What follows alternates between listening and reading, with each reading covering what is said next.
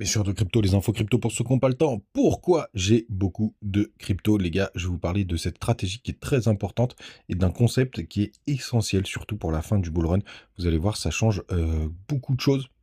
Je vais vous montrer la preuve en image pour que ce soit complètement clair pour vous et je vais même vous montrer un bout de portefeuille avec justement une crypto que j'ai pour que vous compreniez bien ce concept qui est essentiel et qu'il faut absolument que vous ayez en tête, surtout si vous avez un profil comme le mien. Du côté du BTC, ce matin, on a repris les 68 000 $. On prend un petit 1,5%. Ether qui est un peu plus fort sur ce rebond, 1,8%, mais il avait plus corrigé. C'est à peu près pareil sur l'est de la map. On a pareil pour XRP. On a quand même CryptoClebar qui prend 5% ce matin. Dans le ventre mou, c'est entre -1 et 3%. Allez, ton qui monte jusqu'à 4%. On a NIR qui pousse un 4,7%. On a STX qui est un peu plus en forme, 5,9%. MNT qui avait pas mal performé ces 3 derniers jours, perd combien? Mais il est où ce coquin? Il perd 3%. MKR qui perd quasiment 5%, INJ, toujours la crypto, toujours hyper puissante. On est à plus 8,6%. Dans le bas du top 50, on a Theta qui prend 5,7%. Les gars, du côté tout simplement d'abord du daily du BTC. On est toujours dans ce triangle de compression. Je ne change pas d'avis, les gars. On a eu la confirmation baissière en 3 jours. Donc malheureusement, je ne serais pas surpris que ce triangle parte à la baisse.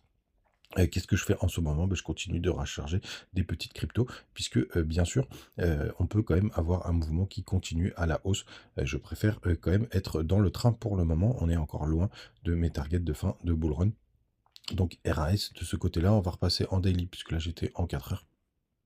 Ça nous apprend pas grand-chose.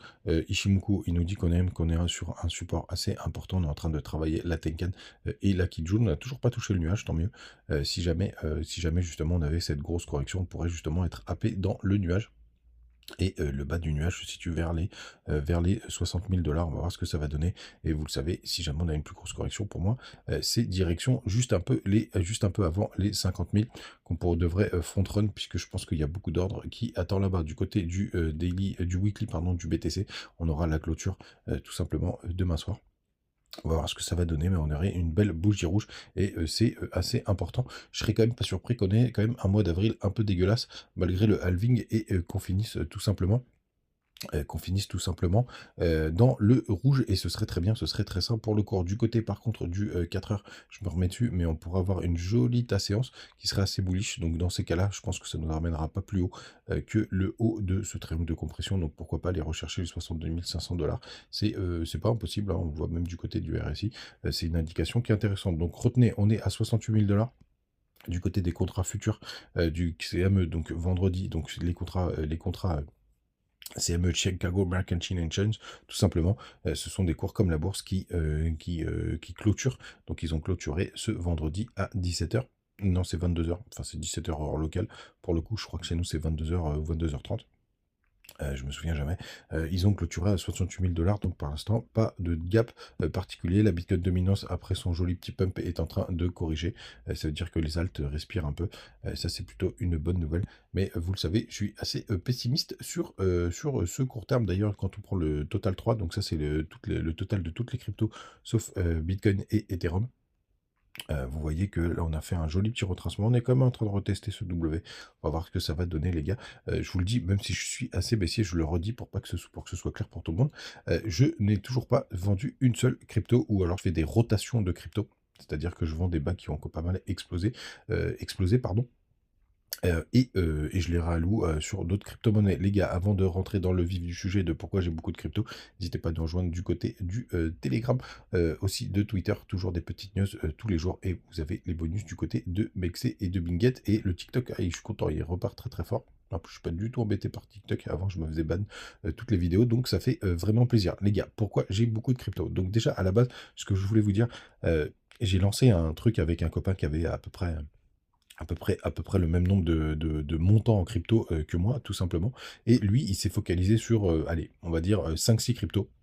Grand max, quand moi je lui ai dit, écoute, c'est une technique d'ailleurs qui m'avait soufflé, je vais prendre 500 balles et je vais les foutre sur plein de cryptos, sur énormément de cryptos, et on va voir ce que ça va donner, parce que dedans, il y en a une potentiellement qui va exploser. Avec ce système, pour le coup, j'ai quelques cryptos qui sont partis à zéro.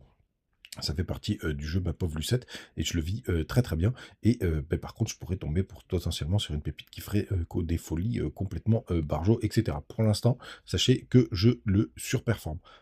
Ça, c'est, la petite information que je vous donne aujourd'hui. Par contre, il faut bien choisir, ses cryptos, hein. C'est pour ça que je passe énormément de temps, sur le sujet. Donc déjà, c'est le premier point. Je me suis dit: «Sur ce bull run, je vais tenter ce concept». Bah, aussi pour une chose très importante, les gars, c'est qu'on a fait des grosses performances sur les Boulogne précédents. Petit à petit, la capitalisation explose. Donc forcément, bah, il y a, moins de possibilités, d'explosion pour les, cryptos beaucoup plus, capitalisés, hein. Donc le top 100 par exemple, même s'ils peuvent nous faire des x5, x10, x15, c'est déjà énorme. Mais, en ce niveau de bull run, pour le coup et même dès le début, hein, parce qu'on a commencé à recharger sur les alts, depuis, allez, ça fait, presque plus d'un an maintenant. Bah, pour le coup, les grosses performances, elles seront sûrement sur des plus petites, capitalisations. Donc moi, je me suis amusé à, miser, là-dessus, tout simplement. Mais par contre aussi, vous avez un autre sujet qui est très important les gars, c'est le concept de la liquidité. Parce que la liquidité, en fait, c'est ce qui est le plus important. Parce que ça sert à rien d'avoir une crypto où vous avez gagné 1 000 000, 6 personnes, quand vous la vendez, s'il n'y a pas assez de liquidité pour la vendre. Et je vais vous montrer ça, tout simplement avec 2 exemples. Je vous parlais de A0, je vous le partageais hier, sur Twitter, parce qu'on est revenu, sur ma zone de, rentrée là, vous voyez, les petits baies de bail et regardez, je vais vous montrer un truc très important. Vous voyez cette mèche là? J'étais tout content, je l'avais même, tweeté, je me souviens à l'époque. Cette mèche ici, c'est tout simplement un problème de liquidité. Il y a un mec, il a acheté tellement de crypto que ça a fait exploser le cours parce qu'il n'y avait pas assez de liquidité. Vous pouvez prendre n'importe quel échangeur, parce qu'elle est aussi sur Mexer, et sur pas mal d'autres, hein, vous pouvez aller voir, du côté, bon, on va aller regarder tout simplement du côté de CoinGecko. Vous voyez, Alep 0, elle est sur, plein d'échangeurs, bah, tous ceux qui sont là, Mexc, Bitget et cetera, enfin, BingX et cetera et vous allez voir, il n'y a aucun autre échangeur où vous avez un tel pic, et ça, c'est un problème de liquidité et aussi, pourquoi j'ai aussi beaucoup de crypto et d'ailleurs, je fais des réallocations de portefeuille, je vais vous montrer avec l'exemple de cette crypto. Vous voyez cette crypto? J'ai fait 735 dessus, pour l'instant, je suis encore dessus, c'est BRG, Bridge Protocol. Pour ceux qui me suivent depuis longtemps, bah, pour le coup, vous savez, quand est-ce que j'ai fait ce call, hein, c'était il y a quelques temps. Vous voyez, c'est une toute petite capitalisation, il y a 11 millions, elle a été, il y a eu un hack sur une des plateformes, je sais plus laquelle, ça a foutu, le bazar et cetera et vous voyez, le plus gros échange, c'est sur BingX, il y a 353 000 échanges par jour. OK, vous voyez cette crypto? Je vais vous montrer exactement combien j'ai en bague. Donc je suis à plus 750. Je vais la vendre. Je vais la vendre à 100%. Je vais pas la vendre, hein, c'est juste pour vous montrer. Je vais la vendre à 100%. Regardez, j'ai 3 600 000 BRG, d'accord? Si je vends cette crypto, vous voyez, le carnet d'ordre, il est vide. Il est vide, regardez, vous avez 500 000 ici, vous avez 400 000 ici. Je vais descendre les zéros, ça vous pouvez le faire. Je vais descendre les zéros comme ça, pour voir s'il y a encore de la liquidité. Toujours pas. Toujours pas. Donc je redescends les zéros pour voir où est-ce que va la liquidité. Là, je vois jusqu'au 0,13. Ça va en vendre une bonne partie. Allez, je dirais 40%, mais à peine 30% qui pourrait partir. Donc je descends pour voir ce qu'il y a. Vous voyez? Et là, j'arrive ici. Donc ici, vous avez 900 000 sur les 0,014. Vous avez 1 million sur les 0,13. Vous avez 130 000 sur les 0,12. Ça veut dire que cette crypto, je le fais à peu près, si je vendais tout, à peu près 20% de variation. Alors imaginez si elle fait, parce que c'est une crypto qui attaque 14 millions, si elle fait encore un x 50 ou un truc comme ça. Imaginez le problème de liquidité qu'il va y avoir. Alors après, il faudra jouer, il faudra envoyer la crypto sur d'autres échangeurs pour être sûr de ne pas exploser, il faudra vendre au fil de l'eau pour pas exploser le carnet d'ordre. Mais en tout cas, vous voyez la grosse différence qu'il peut y avoir, enfin le gros problème de liquidité qu'il pourrait y avoir. Parce que je ferai, c'est très simple. Si je vendais, j'exploserais complètement le carnet d'ordre. Et vous voyez, j'ai 100 000 balles, hein, sur cette crypto, hein. C'est pas non plus, le Pérou. Dans peut-être qu'à la fin du bull run, ben, ça vaudra peut-être 50 000, ça vaudra peut-être 100 000 dollars. Ben, vous verrez bien pour le coup. Mais vous voyez, je explose complètement le carnet d'ordre. Et c'est pour ça que la liquidité, c'est un sujet hyper important, les gars. C'est vérifier que c'est de la crypto et liquide. Et pour autant, hein, vous voyez, il y a 350 000 par jour sur BingX, ce qui est assez important, mais il va falloir vendre soit au fur et à mesure, soit tout simplement faire très attention d'être sûr de pouvoir avoir la liquidité. Et c'est pour ça d'ailleurs qu'il y a plein de petites cryptos où je fais tourner les capitaux, justement pour faire face à cette problématique. Les gars, vous savez tout, n'hésitez pas à me dire en commentaire, je continue de chasser des petites cryptos. Vous avez toujours les bonus du côté de Mex et BingX, etc.